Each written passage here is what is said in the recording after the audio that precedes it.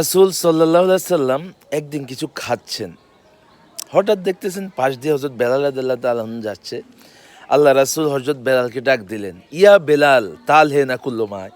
হে বেলাল, আসো আমার সাথে খাও, আমার সাথে শেয়ার করো। আল্লাহ রাসূল দেখলেন হযরত বেলাল রাদিয়াল্লাহু তাআলা আনহুর চেহারা প্রথমে কিছুটা উৎফুল্ল হয়ে গেছে। পরক্ষণে দেখলেন হযরত বেলাল রাদিয়াল্লাহু তাআলা আনহু কাঁদছেন। আল্লাহ রাসূল কিছুটা অবাক হয়ে গেলেন। বললেন, বেলাল তুমি কাঁদছো কেন? হযরত বেলাল রাদিয়াল্লাহু আনহু বললেন, ইয়া রাসূলুল্লাহ সাল্লাল্লাহু আলাইহি ওয়াসাল্লাম, আপনি মদিনার রাষ্ট্রপ্রধান, আপনি সাইয়্যিদুল মুরসালিন, আপনি রহমাতুল লিল আলামিন, আপনার কত ক্ষমতা, আপনার কত পাওয়ার, আপনার কত মর্যাদা আল্লাহ সুবহানাহু ওয়া তাআলার কাছে। আর আমি কে? আমি ছিলাম সাধারণ একজন গোলাম, গোলামের ঘরের গোলাম। গোলাম আর মনিবের মধ্যে পার্থক্য কী ছিল?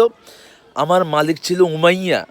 সে মরুভূমির মধ্যে দিয়ে যখন হাঁটতেছি, মালিকের পায়ে জুতা, আমি গোলাম, আমার পায়ে একটা জুতা দেয় নাই। কারণ গোলামের পায়ে যদি জুতা থাকে, মালিক আর গোলামের মধ্যে পার্থক্য থাকবে না। আমি গোলাম, আমার থাকার জায়গা ছিল একেবারে আঁটো-সাঁটো জায়গা, যেখানে থাকার মতো কোনো অবস্থা না। মালিক ছিল ভালো জায়গায়। গোলাম আর মালিকের পার্থক্য, গোলাম, আমি গোলাম, আমার খাওয়ার জন্য ছিল একেবারে সর্বনিম্ন, যেটা কুকুরে খায়, যেটা ওই খাওয়া ছিল আমার, আর মালিকের খাওয়া ছিল উন্নত।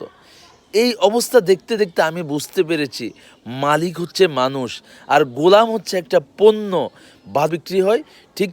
ঠিক তেমনি আমি গোলাম, আমাকে এভাবে বিক্রি করা দেওয়া হয়েছে। ইয়া রাসূলুল্লাহ সাল্লাল্লাহু আলাইহি সাল্লাম, ওই জায়গা থেকে আমি কালেমা পড়ি। কত কষ্ট, কত ক্লেশ, আমাকে কত নির্যাতন করা হয়, উত্তপ্ত মরুভূমির মধ্যে আমাকে ফেলে দেওয়া হয়, আমার কোনো শক্তি ছিল না। ইয়া রাসূলুল্লাহ সাল্লাল্লাহু আলাইহি সাল্লাম, তারপরও আমার মুখ দিয়ে শুধু বের হতো ওয়াহেদ ওয়াহেদ ওয়াহেদ। ইয়া রাসূলুল্লাহ, আজকে আমি বুঝতে পেরেছি, না আমি গোলাম না, আমি মানুষ, আমি সর্বশ্রেষ্ঠ মানুষ। আল্লাহ রাসূল সাল্লাল্লাহু আলাইহি সাল্লাম তখন বললেন, হে বেলাল, তুমি আল্লাহর বান্দা, তুমি যেমন আল্লাহর বান্দা, আমিও তেমন আল্লাহর বান্দা। সুতরাং তুমি মানুষ, তুমি কোনো মানুষ কখনো গোলাম হতে পারে না।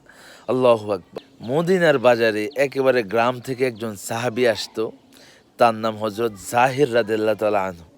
হযরত জাহির রাদিয়াল্লাহু তাআলা আনহু এত নিম্ন মধ্যবিত্ত ছিলেন, অর্থাৎ তিনার শরীরে ভালো কোনো পোশাক ছিল না, তিনার কোনো স্ট্যাটাস নাই, তিনার কোনো নাম যশ নাই।